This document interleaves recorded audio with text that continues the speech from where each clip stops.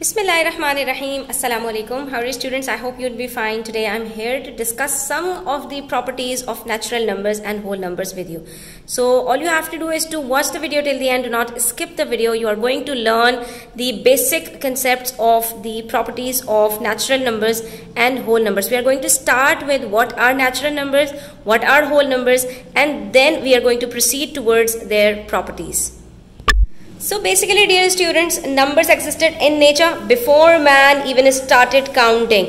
Therefore, on its name, it comes from nature. Therefore, it is called as natural numbers. They occur throughout the universe and permeate every aspect and form of nature. For example, every human or animal has one nose, two eyes. The caveman, he had one cow, drew one straight line on the wall of his cave and two lines for two animals. तो ये जो natural numbers का concept है ये nature से आया है. हमारे सराउंडिंग्स में हर जगह हमें जो नंबर्स नज़र आते हैं वो काउंटिंग नंबर्स नज़र आते हैं. इसीलिए नेचर से रिलेट करते हुए हम इसको नेचुरल नंबर्स कहते हैं. और नेचुरल नंबर्स स्टार्ट कहाँ से होते हैं?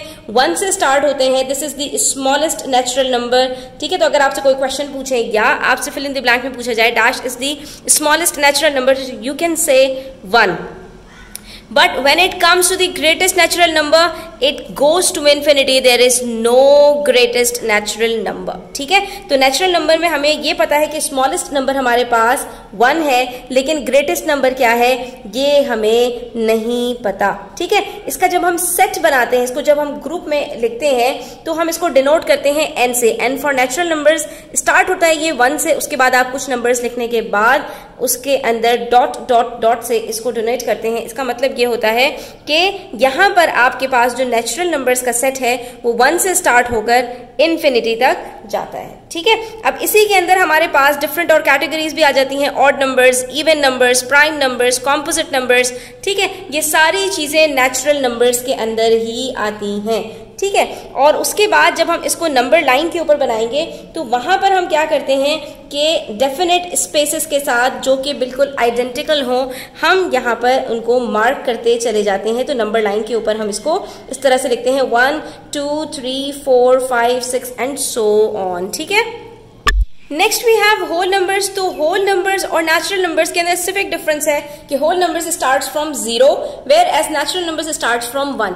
बेसिकली होता क्या था, जब रोमन न्यूमरल्स हमारे पास आए थे, रोमन नंबर्स हमारे पास आए थे, तो वो 0 का कॉन्सेप्ट नहीं जानते थे. इसीलिए वो एक नंबर को लिखने के लिए बहुत सारे लेटर्स को यूज करते थे.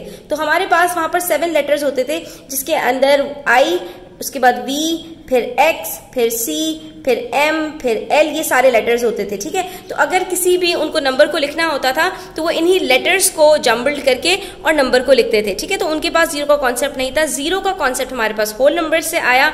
ठीक है, और इसीलिए हमारे जो होल नंबर्स हैं वो 0 से स्टार्ट होते हैं. तो अगर आपसे कोई पूछे what is the difference between whole numbers and natural numbers, तो there is just a slight difference between the two, that whole numbers starts from 0 whereas natural numbers starts from 1. So same goes with this concept that the smallest number of the whole numbers is 0 but there is no greatest whole numbers. ठीक है, okay my dear students, now we are going to talk about some of the rules for natural and whole numbers. It starts from the closure property of addition.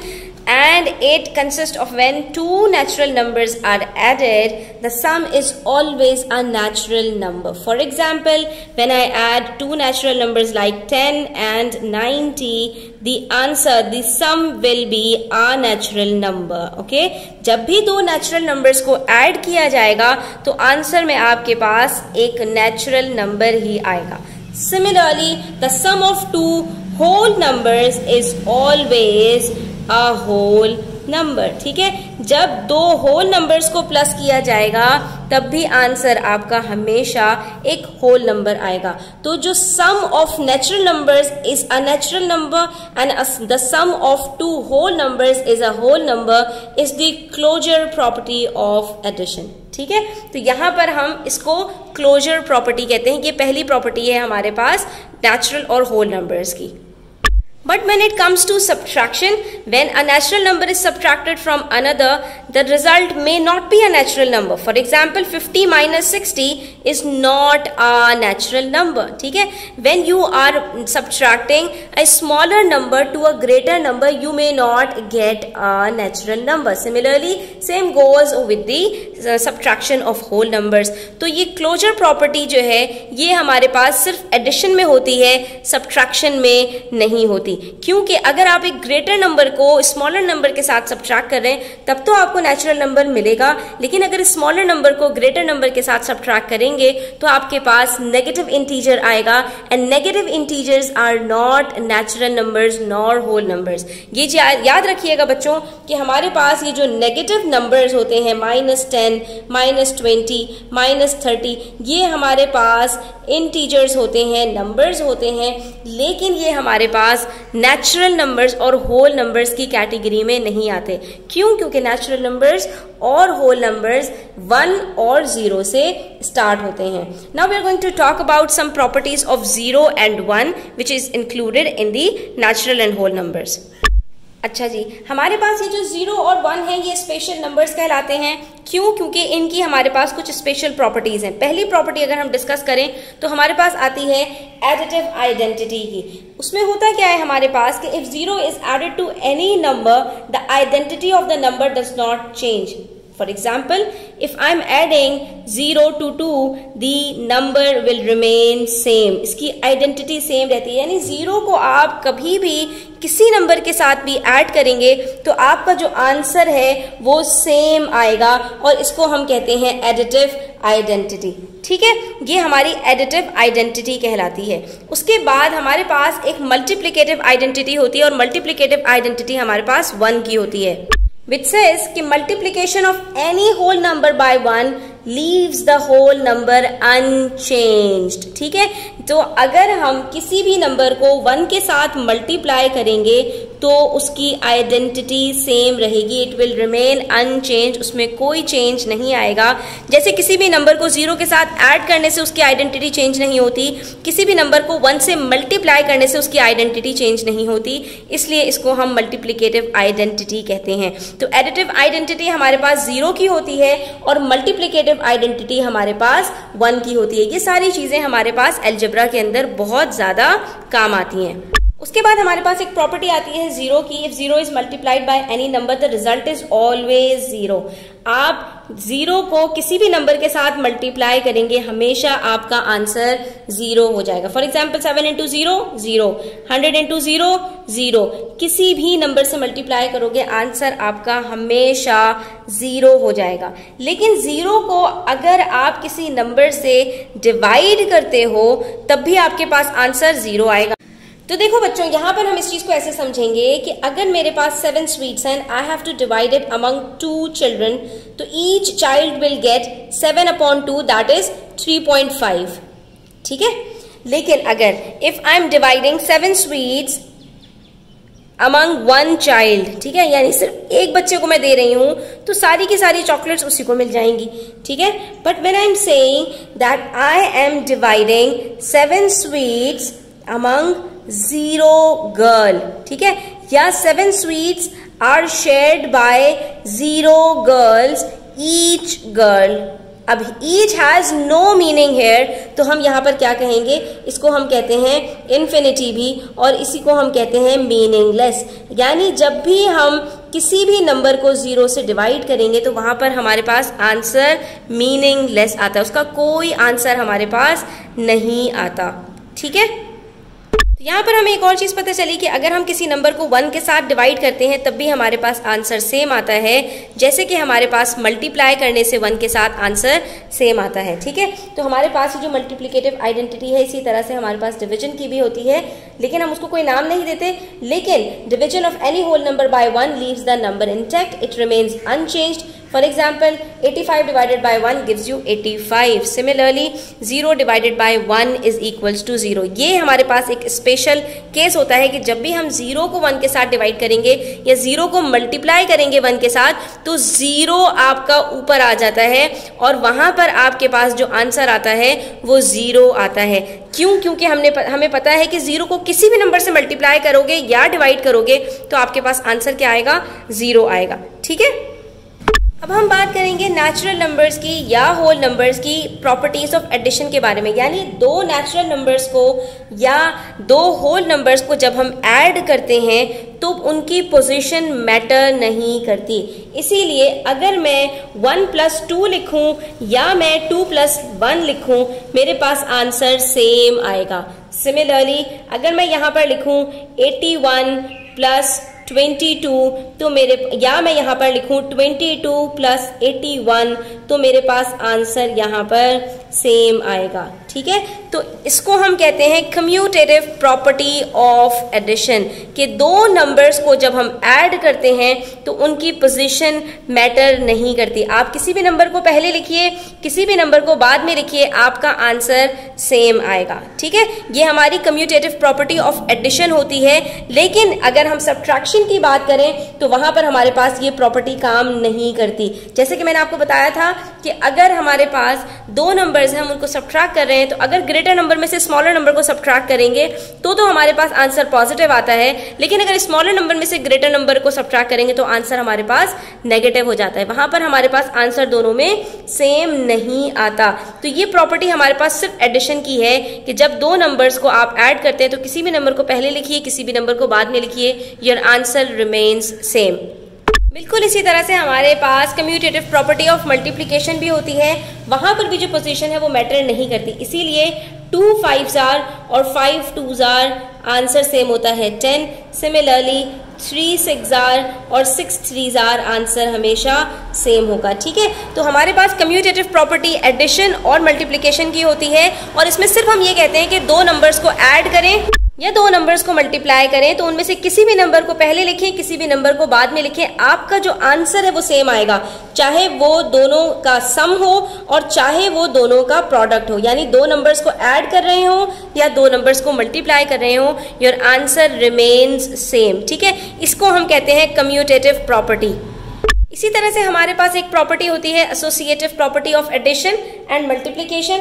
इसके अंदर हमारे पास क्या होता है कि हमारे पास अगर तीन नंबर्स आपस में ऐड हो रहे हैं, फॉर एग्जांपल 2 + 3 + 7, ठीक है, तो इनकी ग्रुपिंग मैटर नहीं करती। कोई से भी दो नंबर्स को प्लस करके जो उनका सम होगा थर्ड नंबर के साथ आप उसको ऐड करेंगे तो आपका आंसर सेम ही आएगा।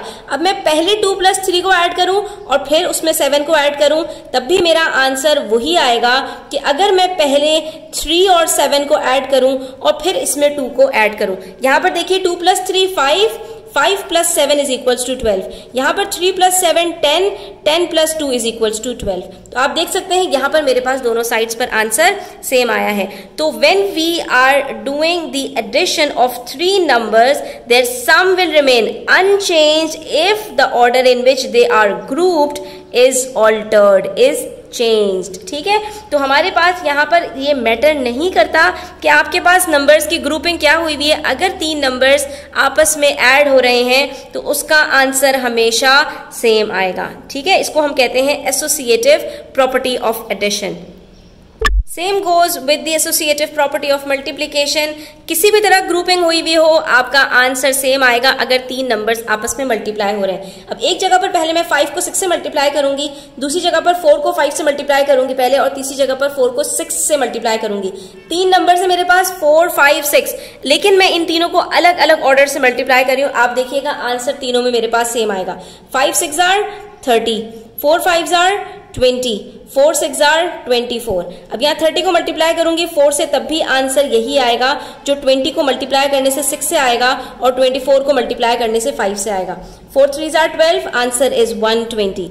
2 6 12, आंसर इज 120। 24 × 5, answer is 120। आप देख सकते हैं तीनों सूरतों में हमारे पास आंसर बिल्कुल सेम आया है। इसको हम कहते हैं associative property of multiplication. Order कुछ भी हो, तीन नंबर्स अगर मल्टीप्लाई हो रहे हैं तो उसका आंसर हमेशा सेम आएगा। ठीक है, तो ये आपको याद रखनी है हमारे पास कम्यूटेटिव प्रॉपर्टी एडिशन और मल्टीप्लिकेशन की। कोई से भी दो नंबर्स को ऐड करो, पोजीशन मैटर नहीं करती। मल्टीप्लिकेशन और मल्टीप्लिकेशन में भी यही होता है। और एसोसिएटिव प्रॉपर्टी के अंदर क्या होता है कि कोई से भी तीन नंबर्स को ऐड करिए, उनकी आपके पास ऑर्डर मैटर नहीं करता। कोई से भी तीन नंबर्स को मल्टीप्लाई कीजिए, उसका ऑर्डर मैटर नहीं करता, आंसर आपका हमेशा सेम आएगा। उसके बाद हमारे पास एक प्रॉपर्टी है क्लोजर प्रॉपर्टी ऑफ मल्टीप्लिकेशन। जैसे हमारे पास क्लोजर प्रॉपर्टी ऑफ एडिशन थी कि हम किसी भी दो होल नंबर्स को जब मल्टीप्लाई करेंगे तो आंसर हमेशा हमारे पास होल नंबर आएगा। 13 multiply by 1 13 whole number answer आया, ठीक है। इसी तरह से अगर मैं किसी नंबर को 0 से मल्टीप्लाई करूं तो आंसर एक होल नंबर आएगा। यानी दो होल नंबर्स को मल्टीप्लाई करेंगे तो आंसर होल नंबर आएगा। दो नेचुरल नंबर्स को मल्टीप्लाई करेंगे तो आंसर नेचुरल नंबर आएगा। इसको कहते हैं closure property of multiplication which is not applicable in the case of division, ठीक है, कि दो होल नंबर्स को जब आप डिवाइड करेंगे तो जरूरी नहीं है कि आपके पास आंसर में होल नंबर आए। फॉर एग्जाम्पल अगर मैं 8 को डिवाइड करती हूं 2 से, दोनों होल नंबर्स हैं, तब तो मेरे पास जो आंसर आ रहा है that is a whole number. लेकिन अगर मैं एक होल नंबर को डिवाइड कर रही हूं दूसरे होल नंबर से तो आंसर मेरे पास होल नंबर नहीं आ रहा, ठीक है। This is not a whole number, ठीक है। जब आपके पास डेसिमल में कोई नंबर आता है, फ्रैक्शन में कोई नंबर आता है तो वो होल नंबर नहीं होता। तो आप यहाँ पर देख सकते हैं कि हमारे पास जो आंसर आया है ये डेसिमल में आया है और ये हमारे पास होल नंबर नहीं है। तो ये जो क्लोजर प्रॉपर्टी ऑफ मल्टीप्लिकेशन है ये हमारे पास डिवीजन पर अप्लाई नहीं होती, ठीक है। बिल्कुल इसी तरह से जैसे कम्यूटेटिव प्रॉपर्टी और हमारे पास एसोसिएटिव प्रॉपर्टी सब्ट्रैक्शन पर अप्लाई नहीं होती, डिवीजन पर भी अप्लाई नहीं होती। यानी अगर हम दो नंबर्स को डिवाइड कर रहे हैं, उनके पोजीशन को हम चेंज कर देंगे तो उनके आंसर्स भी चेंज हो जाएंगे। 8 डिवाइडेड बाय 4 2 होता है, लेकिन 4 डिवाइडेड बाय 8 2 नहीं होगा, बल्कि यहां पर हमारे पास आंसर 4/8 दैट इज 1/2 हो जाएगा। तो आप देख सकते हैं कि ये और ये हमारे पास आंसर सेम नहीं है, ठीक है। तो हमारे पास ये जो कम्यूटेटिव प्रॉपर्टी है मल्टीप्लिकेशन की ये डिवीजन पर अप्लाई नहीं होती। और इसी तरह से अगर हमारे पास एसोसिएटिव प्रॉपर्टी की बात की जाए, मैं 8 को डिवाइड कर रही हूँ 4 डिवाइडेड बाय 2 से, ठीक है। ये तीन नंबर्स हैं मेरे पास डिवाइड हो रहे हैं। अगर मैं पहले 4 को डिवाइड करती हूँ 2 से तो मेरे पास आंसर आएगा 2। अब मैं 8 को डिवाइड करूंगी 2 से तो आंसर आएगा 4, ठीक है। अब यहाँ पर मैं अगर चेंज कर दूं 8 को डिवाइड करूं पहले 4 से और फिर जो आंसर आए उसको डिवाइड करूं 2 से, तो 8 डिवाइडेड बाय 4 गिव्स मी 2 और 2 को डिवाइड करूं 2 से तो आंसर 1 आ रहा है। आप देख सकते हैं आंसर चेंज हो गया। इसी तरह से अगर मैं पहले 8 को डिवाइड कर दूं 2 से और फिर जो इसका आंसर आया उसको डिवाइड करूं 4 से तो भी आंसर देखते हैं क्या आता है। 8 divided by 2 4, 4 divided by 4 is equals to 1। तो दो सिचुएशंस में हमारे पास आंसर सेम आया, लेकिन तीनों सिचुएशंस में आंसर सेम नहीं आया।